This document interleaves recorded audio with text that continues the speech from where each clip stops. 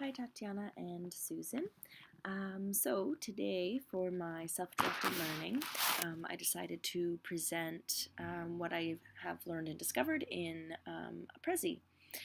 So I've titled it Equity and Inclusion in the LLC. And I started by looking at what equity and inclusion policies we have here in Ontario.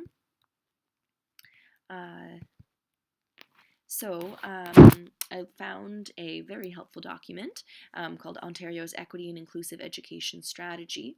And the guiding principles of equity and inclusion in education that it listed was a foundation of excellence, meets individual needs, identifies and eliminates barriers, promotes a sense of belonging, involves the broad community, builds on and enhances previous and existing initiatives, and is demonstrated throughout the system. So these are all things that an LLC would aim to do. I found a great quote that I think is the shows where the LLC can fit in this process of creating equity and inclusion in this school. So there's an increasing body of research showing that students who feel connected to school, to teachers, to other students, and to the school itself do better academically. And I think that this connectedness is really where the LLC comes in, because it's a great way to achieve that feeling of connectedness, because there's opportunities for things like collaboration, clubs, programs like the Forest of Reading, where students can connect with each other and their teachers over the books. It creates a safe place where their rights as a student are protected, with equitable access to resources and technology being at the forefront of that, of course. So through these and lots of other possibilities, the LLC really becomes a place where that connectedness can happen, and where equity and inclusion can sort of seep from the LLC into the rest of the school. So moving to evidence of this at an LLC, a real LLC, since I'm not a TL myself yet, I'm, for the purpose of this activity, just keeping in mind one of the LLCs at a school that I go to often. At that particular LLC, they have computer labs, large and small. They have a printing station. They have shelves of informational texts. They have group work areas, independent work kiosks, carousels of novels, and a presentation area with TV and digital projectors. So the computer labs and the printing station, looking at that policy document, they promote equitable access to technology, and they also both, because they promote equitable access, that means they're both identifying and eliminating barriers for students that students might have in trying to access these sorts of resources.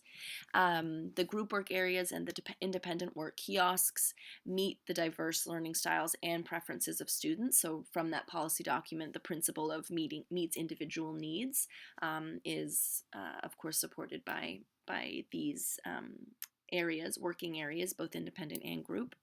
The novel carousels promote equitable access to print resources, and again, identifying and eliminating student barriers to those types of resources.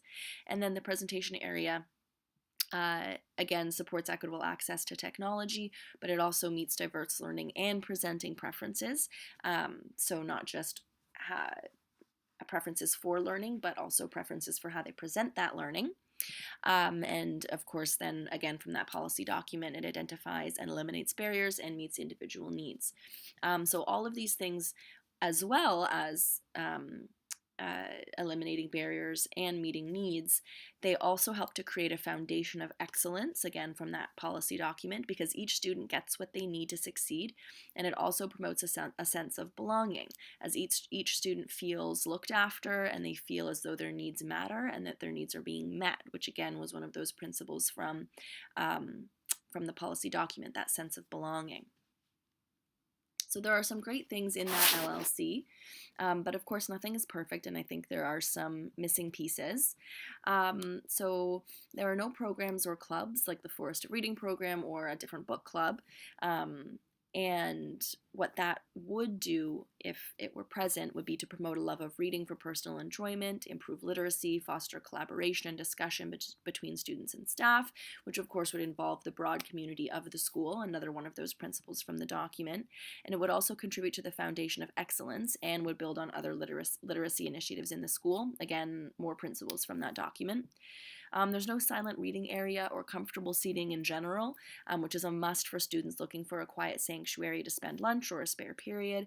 And so having that would contribute to meeting the diverse needs of every student.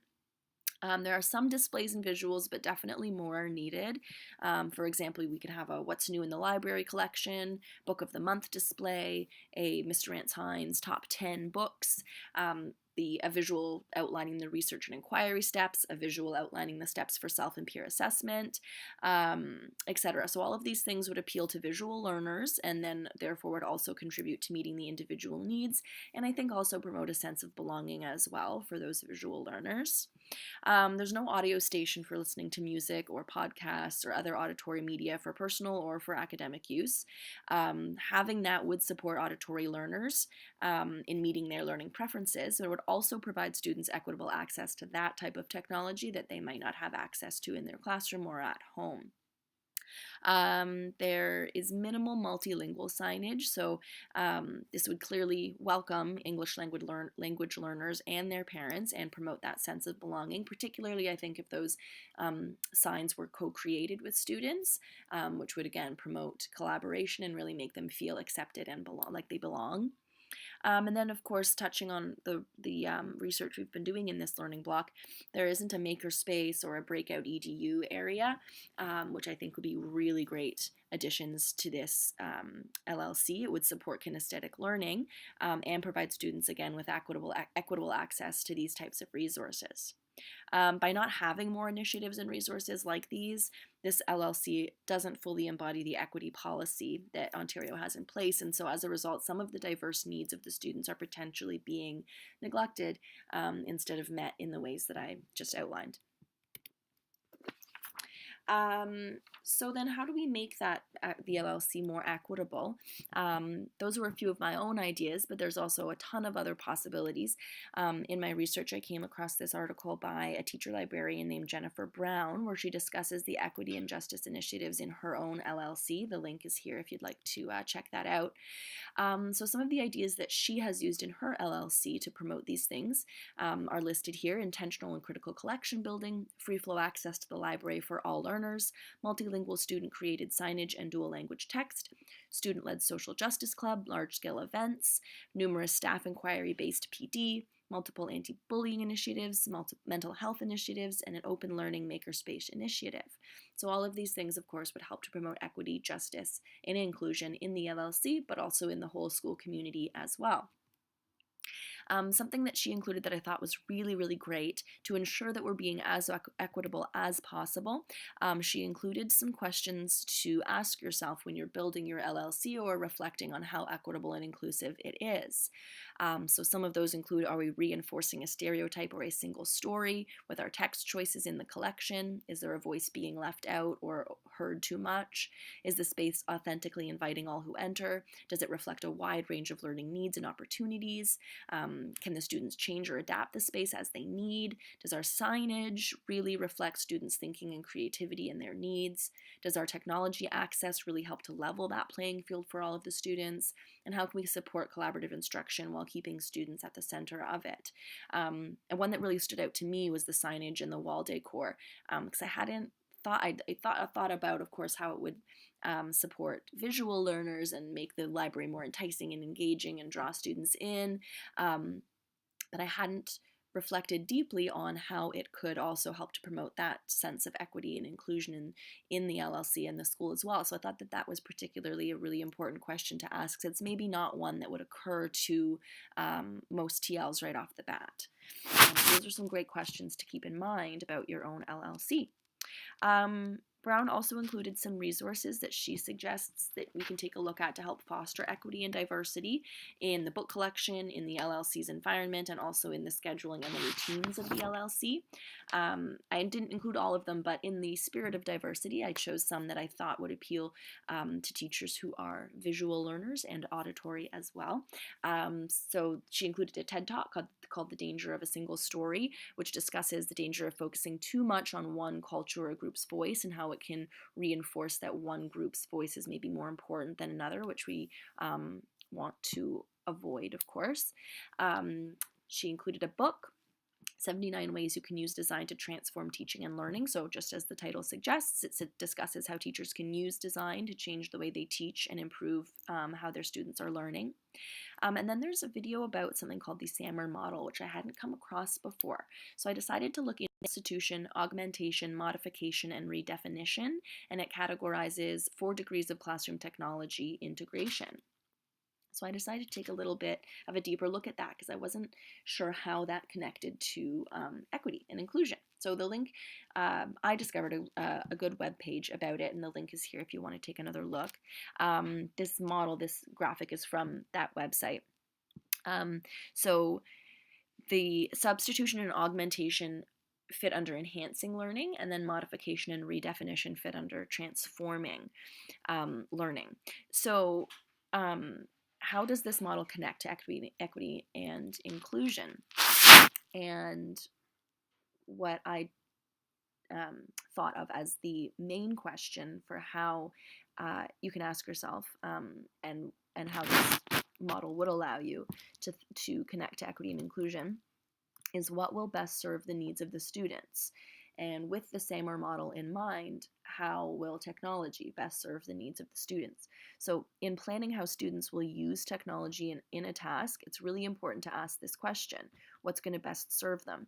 It might be assumed that the final stage, redefinition, is going to create the best learning experience for a student, and that technology in general will benefit them. But as they say in this webpage, some students would do better with pen and paper in a certain task.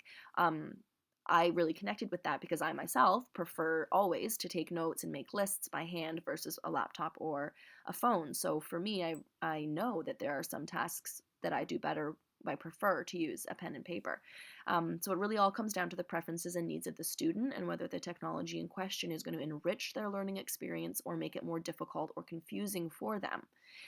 Each student has to be treated equal when it comes to access to technology, but I think something we don't necessarily think of is that it also they also have to be treated as equal when it comes to their needs surrounding that technology's use. So just because a piece of technology enhances and creates before undiscovered learning opportunities for a certain student, for another student it might actually make it more confusing or more difficult. Prefer a different option.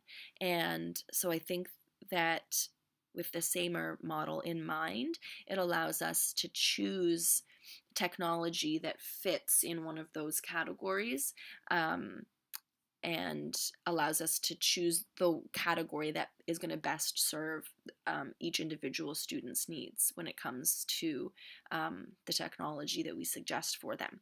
I think as teachers we get really excited about new tools and tech, but keeping in mind the needs of our students and then approaching each unique need with equality in mind is paramount, not just when it comes to technology like this, like I've been talking about here, but just everything, all of their needs, all of their learning needs and preferences. So that is about it for my presentation. I hope you liked it, and I've also posted a link to this Prezi as well, so if you wanted to go there and explore it in a little more detail, you can do that too. Thanks very much for listening. Bye, guys.